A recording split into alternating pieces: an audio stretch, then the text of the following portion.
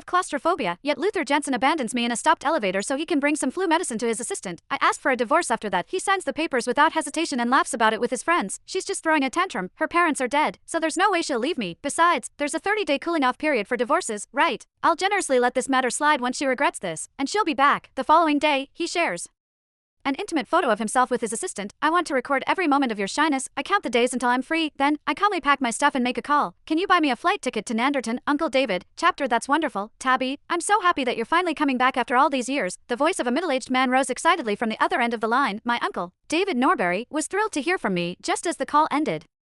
Luther Jensen opened the door to the room. Along with him, the scent of an unfamiliar woman's perfume wafted in. The scent was so sickly sweet that it stung my nose. Who are you talking to? Luther asked, his tone indifferent. He wasn't really curious. Even as he spoke to me, his eyes stayed glued to his phone screen. He was unwilling to spare even one glance my way. Just as I was about to answer, his phone rang again. A young woman's cloying, saccharine voice came through. Mr. Jensen, thank you so much for bringing me medicine the other day. Without you, my cold would have gotten so much worse. What would I do without you? Luther must have realized that his conversation with her wasn't entirely appropriate. He fumbled with his phone to lower the volume in a hurry, feeling fed up. I decided to stay silent. I thought it was pointless for me to speak since we were already planning to get a divorce anyway. Quietly, I continued packing my things. Then, I made myself a customary glass of warm milk.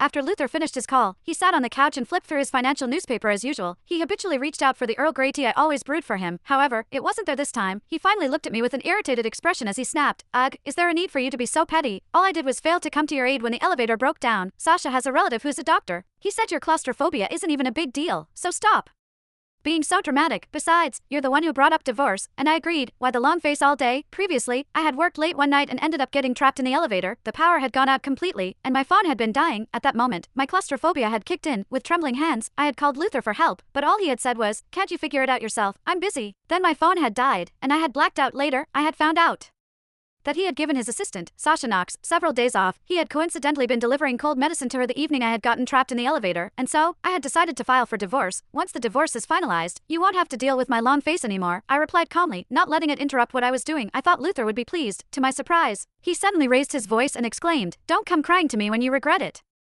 When he didn't get any response from me, he grew frustrated and stormed out, slamming the door behind him. I was past the point of caring about his emotions. After finishing up, I drank my milk and took a hot shower. Then, I got ready for bed. Just then, a message from Luther came in. It read, "I'm drunk, come pick me up, and bring me a bottle of yogurt." I didn't want to go, but then, another message followed. "We haven't gotten the divorce certificate yet.